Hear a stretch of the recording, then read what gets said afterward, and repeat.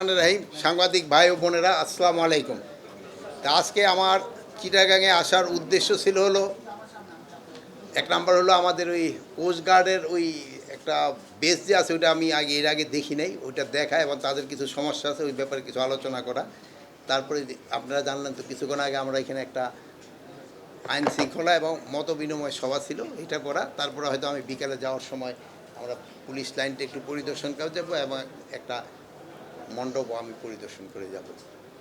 তা আজকে আলোচনার মেন এখানে ছিল হলো আমাদের যে জানেন যে 28 তারিখ থেকে আমাদের শারদীয় দুর্গাপূজা, এই দুর্গাপূজার প্রস্তুতি, তারপরে আমাদের জাতীয় নির্বাচন যেটা আছে ফেব্রুয়ারি মাসে হবে এটা, তারপরে আমাদের কিছু আছে যে ধরেন যে মাদকের যে একটা সমস্যা, এটা নিয়েও আলোচনা হয়েছে। এই ছিল আমাদের আলোচনার মেন বিষয়। তা আমরা এখানে আলোচনার মাধ্যমে যেটা হচ্ছে যে এইবার দুর্গাপূজাটা আমরা আশা করতেছি খুবই শান্তিপূর্ণ এবং খুব উৎসবমুখর হবে। এটা কোনো জায়গায় ওরকম কোনো ধরনের বড় কোনো সমস্যা নাই, এটা শান্তিপূর্ণভাবে এবং উৎসবমুখর হবে। এটা কিন্তু একটা ধর্মীয় অনুষ্ঠান, আর এটার যেন পবিত্রতা রক্ষা পায় ওই দিকেও সবাই খেয়াল রাখতে হবে। তখন জানেন যে যারাই উদযাপনটা করতেছে তাদের ভিতরে একটা ভাগ আছে, কেউ বলে 2 ভাগ, কেউ 3 ভাগ। বাট যেহেতু এটা একটা ধর্মীয় অনুষ্ঠান, আমার মনে হয় এই ধর্মীয় উৎসবটা পালন করার জন্য কোনো ধরনের বাধা হবে না। যেহেতু এটা হলো তাদের জন্য একটা পূর্ণ কাজ, এই পূর্ণ কাজটা করার জন্য কেউ কোনো ধরনের বাধা সৃষ্টি করবে না, এটি আমরা আশা করি। এবং এটা যেন খুব ভালোভাবে হয়। আমি অন্য ধর্মের সব ধর্মের লোকজনই বলবো এটা কোঅপারেট করে যে এটা খুব ভালোভাবে হয়ে যায় এবং এটা শান্তিপূর্ণভাবে হয়ে যায় এবং ধর্মীয় পবিত্রতা রক্ষা করে যেন এটা হয়। এটা পবিত্রতা কিন্তু রক্ষা করতে হবে। এই ছিল আমাদের আলোচনা। আর ইলেকশনের ব্যাপারে আমাদের কিছু কিছু আলোচনা হয়েছে যে ইলেকশনটা যেহেতু ফেব্রুয়ারি মাসের ইলেকশন, এটার জন্য কিছু কিছু কী প্রস্তুতি, এক একজনের এক এক ধরনের সাজেশন ছিল, ওটি শোনা। যেহেতু সব সাজেশন তো এখানে আলোচনা হয়েছে, হয়তো আমি আবার উপরে যারা আছে তার কাছে হয়তো আলোচনা করতে পারবো। তারপরে হয়তো যেটা একটা সলিউশন আসবে ওইটা আপনাদের হয়তো জানাই দেবে। মানে আমরা তো তার ইউটিউব যাদের ক্ষেত্রে, এদের ক্ষেত্রে ওই যে যারা ইউটিউবে দিয়ে দেয়, এই ক্ষেত্রে আমরা ওনাদের রিকোয়েস্ট করি, এটা কিন্তু আমরা করতে ওনাদের বলার পরে ওনারা ওইটা উঠায় নেয়। কিছু কিছু ক্ষেত্রে আবার ওনারা উঠায়ও নিতে চায় না। এটার ক্ষেত্রে আমরা ওনাদের বলছি যে আমাদের ক্ষেত্রে যে আমাদের আছে যে মন্ত্রণালয় কী বলে আইসিটি, ওনাদের জানালে এটা উঠায় নিতে দেয়। আর একটা দিক সেটা লোকাল লেভেলে কিন্তু এই ঘটনাগুলি বেশি ঘটে। এই ধরেন যে ছোটোখাটো কোনো ঘটনা ঘটে না, আপনি যেটা বললেন যে কিছুই ঘটে নাই কিন্তু মিডিয়ায় চলে আসছে, আর এটা দেখবেন প্রচারও কিন্তু খুব তাড়াতাড়ি হইতে থাকে। তো এইগুলির ক্ষেত্রে আমাদের সবারই সজাগ থাকতে হবে এবং সবারই এইটার সহযোগিতা করতে হবে। এবং বাহিনী প্রধানদের আমরা তাদের ইনস্ট্রাকশন দিয়ে দিচ্ছি এই ক্ষেত্রে যারা জড়িত তাদের আইনের আওতায় নিয়ে আসা। আর এটা তাদের আইনের আওতায় নিয়ে আসার জন্য আমি আপনাদেরও সাহায্য সহযোগিতা চাচ্ছি। আপনারা যদি পয়েন্ট আউট করে দেন তো খুব তাড়াতাড়ি তাদের আইনের আওতায় নিয়ে আসা যায়।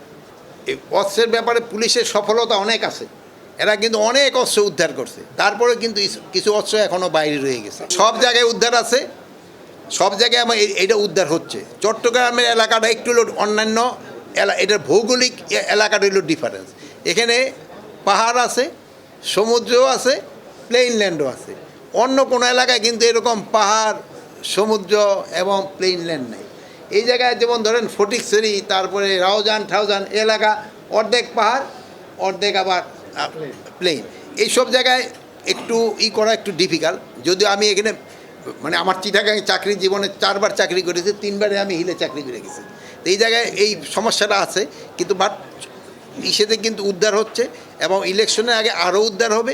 এবং এবার আমার আইন শৃঙ্খলা বাহিনীর প্রস্তুতিও খুব ভালো এবং তাদের প্রশিক্ষণ কিন্তু শুরু হয়ে গেছে। এবং আপনারা জানেন যে আমরা অনেক সংখ্যক কিন্তু তাদের বাড়িয়ে দিয়েছি এবং সেনাবাহিনী, নৌবাহিনী এবং বিমান বাহিনী সবাই কিন্তু এবার ইলেকশনে থাকবে। এখন ধরুন মাঠে 30,000 মতো আছে সেনাবাহিনী, ওই সময় প্রায় 1 লাখের মতো থাকবে সেনাবাহিনী, নেভি থাকবে, এয়ারফোর্স থাকবে এবং আমাদের তো পুলিশ আছেই, বিজিবি আছে, আনসার আছে, কোস্টগার্ড আছে, র্যাব আছে। তারপরে তো সর্বোপরি প্রশাসন রয়ে গেছে। বাট নির্বাচনটা তো শুধু আইন শৃঙ্খলা বাহিনীর উপরে নির্ভর করে না, নির্বাচনটা নির্ভর করে জনগণের উপরে। জনগণ কিন্তু এর হলো মেইন। জনগণ যদি নির্বাচনমুখী যে সময় হয়ে যাবে সে সময় এটা কেউ আটকাতে পারবে না। আর তারপরে হলো রাজনীতি দলগুলির ভিতরে তাদের যদি একটা মতৈক্য হয়ে যায় তবে কিন্তু নির্বাচনটা করতে কিন্তু সবাই সুবিধা হয়। তারপরে রয়ে গেছে ইলেকশন কমিশন, তাদের একটা আইন টাইন করবে, এটার উপরে নির্ভর করে, তাদের ট্রেনিং নির্ভর করে। তারপরে আমাদের যে ব্যবসা আছে প্রশাসনের, তাদের একটা ভূমিকার উপরে নির্ভর করে। তারপরে রয়ে গেছে হলো আইন শৃঙ্খলা বাহিনী, সবাই সম্মিলিত প্রচেষ্টা কিন্তু নির্ভর।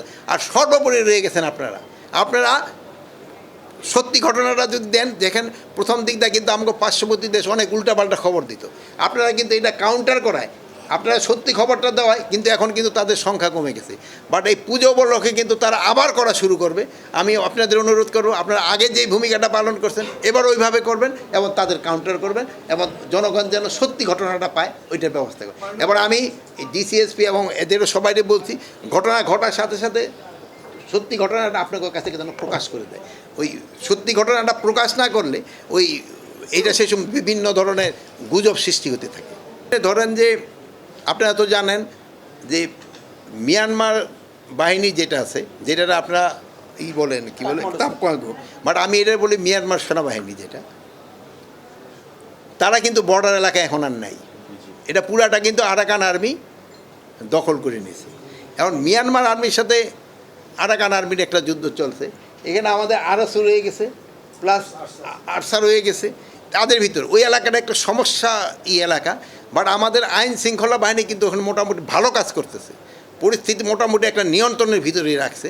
কিন্তু যেগুলো তাদের যে ইন্টারনাল সমস্যাগুলি অনেক সময় আমাদের এখানে, যেমন প্রতিবেশীর কোনো একটা ঘটনা আছে পাশে যেমন আসা পড়ে, এইটা এই জন্য ধরেন যে মিয়ানমার যে আরাকান আর্মিটা, এটা কিন্তু বেঁচে আছে এই মাদকের উপরে। এই মাদকের প্রচুর মাদক আসে, আর এই মাদকের পরিবর্তে আমাদের এখান থেকে কী যাচ্ছে, চাউল, সার, তারপরে আমরা ঔষধপত্র এবং অন্যান্য প্রয়োজনীয় এইগুলি এটা আমরা আলোচনা হয়েছে, এইগুলি যেন না যেতে পারে এবং এই মাদক যেন কোনো অবস্থায় আসতে না পারে। মাদকটা কিন্তু একটা চিন্তা করেন, এটা কিন্তু আমাদের পুরো সমাজটা নষ্ট করে দেবে। আর এই এলাকায় কক্সবাজারের বেল্টেই তো আমাদের সবচেয়ে, অন্যান্য বেল্ট দিয়ে আসে না তা না, কিন্তু এই এলাকাতে কিন্তু সবচেয়ে বেশি আছে। এই জন্য আমরা এখানে ফোর্সের সংখ্যাও বাড়িয়েছি এবং আমরা আশা করি যে এটা আস্তে আস্তে কমে আনবে। আমার মনে হয় মাদকের সমস্যাটা কিছুটা কমে আসছে, এলিমিনেট হয় না, এটা সত্যি। আজকে ঢাকাও হয়েছে, এই কিছুক্ষণ আগে ডিভিশনাল কমিশনার ঢাকা আমার রিং করছিল, অনেকের কিন্তু আইনের আওতায় নিয়ে আসা হয়েছে, অনেকের আইন। তারপরেও আবার আছে যে তারা আইনের আওতায় নিয়ে আসার পর আবার তারা জামিন পেয়ে যায়, বাট আমরা চেষ্টা করতেছি এরা যেন সহজে আর জামিন না পায় এই ব্যবস্থা করার জন্য। নির্বাচনের সময় মিছিলের সংখ্যা বাড়বে, সেই সময় প্রচুর মিছিল হবে, বাট এই মিছিল হবে না।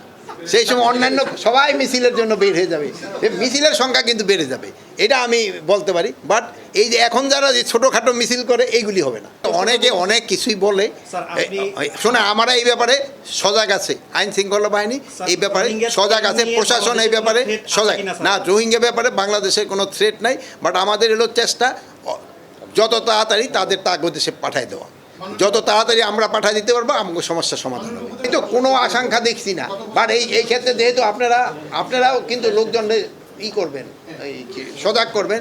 এটা যেহেতু একটা ধর্মীয় অনুষ্ঠান, ধর্মীয় ভাব গম্ভীর যেন এই জিনিসটা হয় এবং এটার যেন পবিত্রতা রক্ষা পায়, এইদিকে আপনারা সবাই চেষ্টা করেন। সবাই ভালো থাকেন।